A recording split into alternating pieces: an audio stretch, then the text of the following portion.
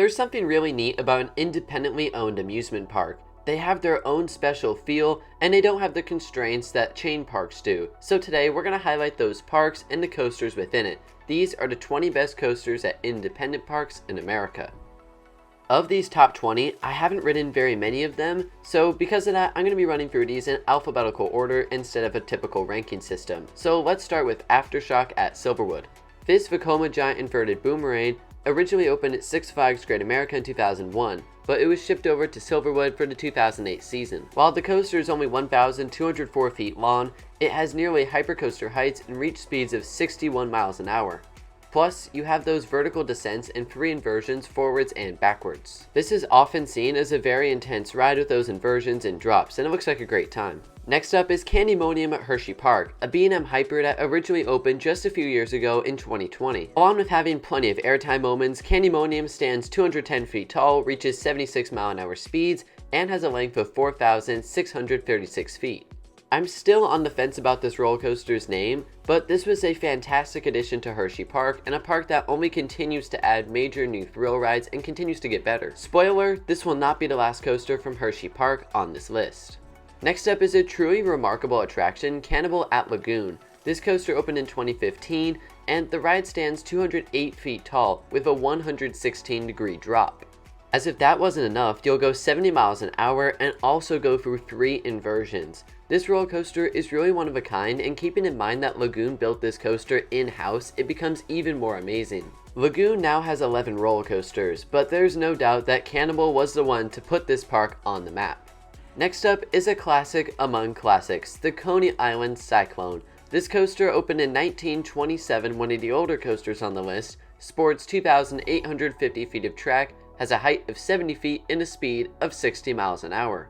Even after nearly 100 years, people still say that this coaster runs really well and the forces are still good. This coaster has been cloned or modeled countless times, and in 1991 it was named a National Historic Landmark. I love old-time wooden roller coasters like this, and I love the history that they bring. This roller coaster is so important to the roller coaster industry as a whole, and even after all this time, it's still the marquee attraction of Luna Park. Let's go back to Hershey Park, shall we, for Fahrenheit. This Intamin multi-looping roller coaster is kind of an interesting one because Intamin didn't really do anything else like it. It's almost like a Gerstlauer Eurofighter, but with Intamin's take. It's pretty impressive, to be honest. 2,700 feet of track, 121 feet tall, 58 miles an hour, and 6 inversions, plus a beyond vertical drop at 97 degrees. The layout looks pretty well thought out with inversions front to back. Again, when comparing this 2008 coaster to the rest of Intamin's catalog, it doesn't really line up with anything else. It's kind of bizarre, but it looks like a fun attraction nonetheless. Comment below, do you think Intamin should have built more of these multi-loopers? Next up, we have a coaster I have been on, Giant Dipper at the Santa Cruz Beach Boardwalk. This coaster opened in 1924, and this is the other National Historic Landmark on the list. This coaster only has 2,640 feet of track, stands 70 feet tall, and has a drop of 65 feet. Which by today's standards isn't crazy impressive, but for 1924 was pretty darn good. I love the paint scheme first off, but second off, it has a classic wooden coaster feel in a good way. Sure, you feel a few bumps and the transitions aren't the greatest, but I think the forces are still good. Some good airtime, some good laterals, and at night, this coaster really flies. That night ride really secured it as my favorite attraction at the Santa Cruz Beach Boardwalk. Going back to Hershey Park, we have a very unique B&M invert, and that of course is Great Bear. Great Bear isn't crazy unique in comparison to the rest of B&M's catalog like Fahrenheit for Intamin is. It's unique because of its placement and how they fit in this roller coaster. The ride looks quite good, and it has the essentials of a B&M invert, nearly 3,000 feet of track, a good height, a solid drop of 124 feet, and 4 inversions. Plus, the ending is very unique as they had to get creative with the terrain. Overall, this is not your average Batman the Ride, that's for sure. New Jersey isn't too far, and at Morey's Piers you can find the Great Nor'easter. This Vekoma SLC is often regarded as the world's best. Why is that? Number 1, the placement is incredible. The near misses and having it set right next to the ocean is something that other Vekoma SLCs don't have.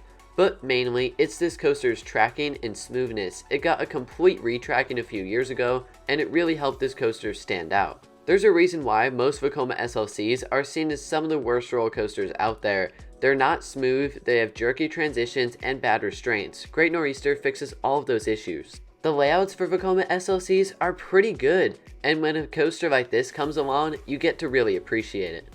Next up is one of the more ambitious projects on the list, Hades 360, located at Mount Olympus. This was the Gravity Group's first roller coaster, and it opened in 2005. All the Gravity Group did on their first ever roller coaster was put in a wooden coaster that had 4,746 feet of track, stood 136 feet tall, had a drop of 140 feet, a speed of 60 miles an hour, threw in an inversion a few years later, and, oh, don't forget, this coaster also has a pre-lift section and it goes under the parking lot. It's hard to believe a wooden roller coaster like this actually exists. Unfortunately though, I've heard that this coaster is super rough, which is a shame because the layout looks really solid. And as with the Vekoma SLC entry a moment ago, we see how roughness can impact a ride experience. And I'm sad that this coaster has developed a rough reputation because the coaster just is so unique and it has so many different elements.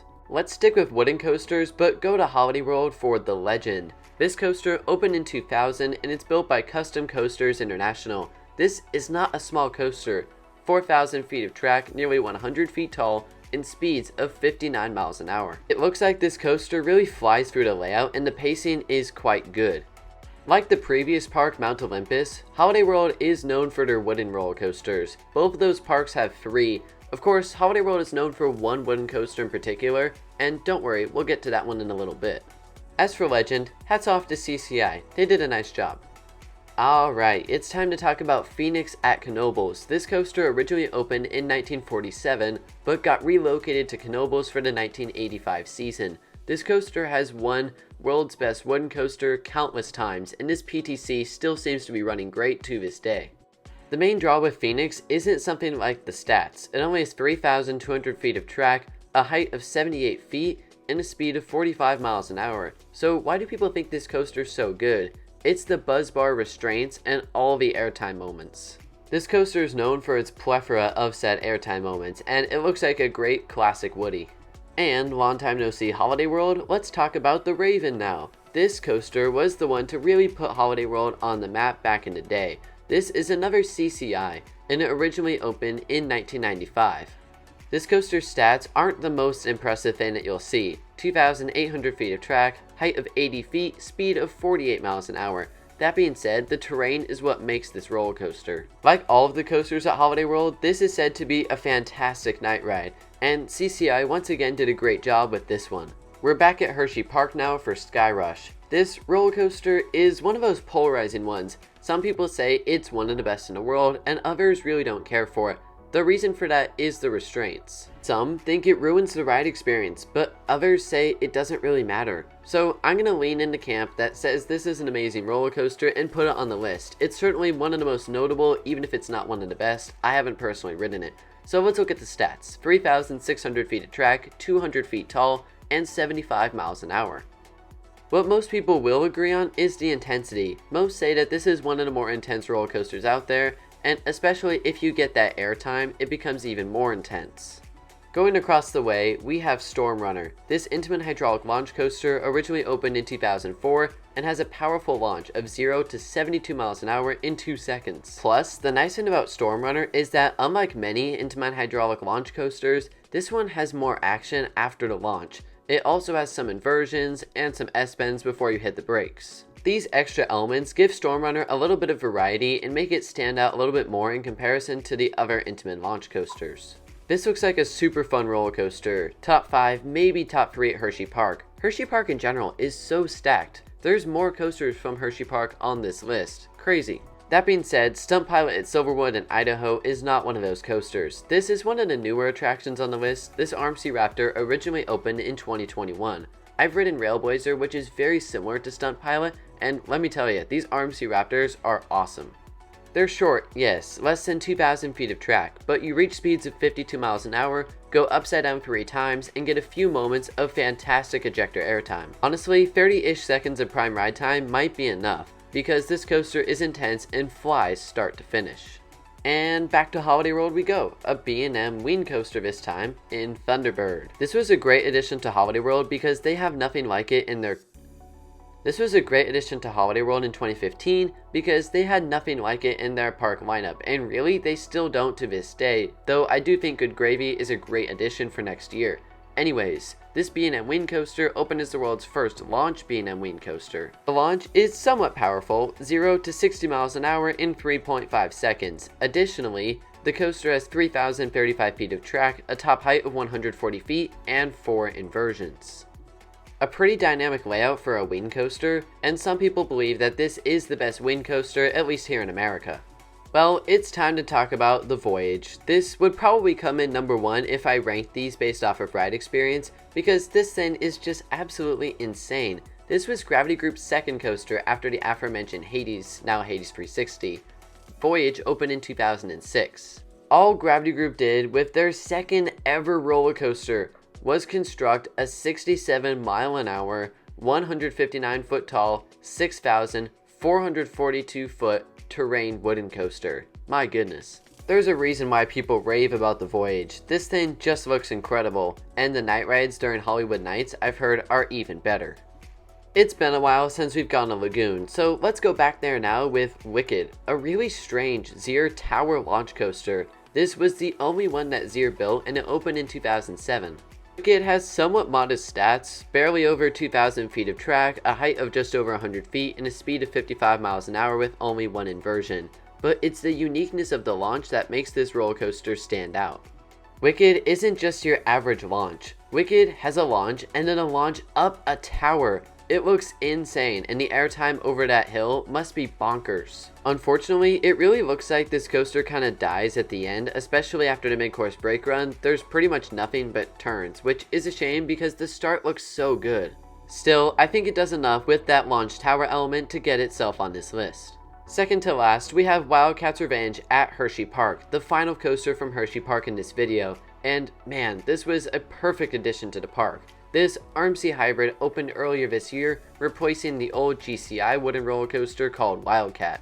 Of course, RMC did what they could to make this coaster taller, longer, and faster. It's now 62 miles an hour, 140 feet tall, and 3,510 feet long. Unsurprisingly, the reviews for Wildcat's Revenge have been almost nothing but positive. The layout looks great, the airtime looks great, RMC's great, plain and simple. And lastly, we have Zippin' Pippin at Bay Beach in Wisconsin. This coaster opened in 2011, but it was based around an old coaster by the same name at Liberty Land. This roller coaster was famously known as the favorite of Elvis Presley. Zippin' Pippin does not look that special. It looks enjoyable, but it doesn't look like a super good attraction. But apparently, from what I've heard, the airtime on this is ridiculous. Footer airtime on every hill, and then one crazy ejector moment at the end of the ride. This is one of those attractions that apparently is a lot better than it looks, and I can't wait to get on it someday. So there's the official list, but I do want to make note of Primordial at Lagoon. This coaster just opened, and it looks super impressive, especially for an independent park. It's almost more of a dark ride than a roller coaster. Not too many people have thoughts on this attraction yet because it just opened, so I'm going to give it an honorable mention here at the end because it looks so impressive.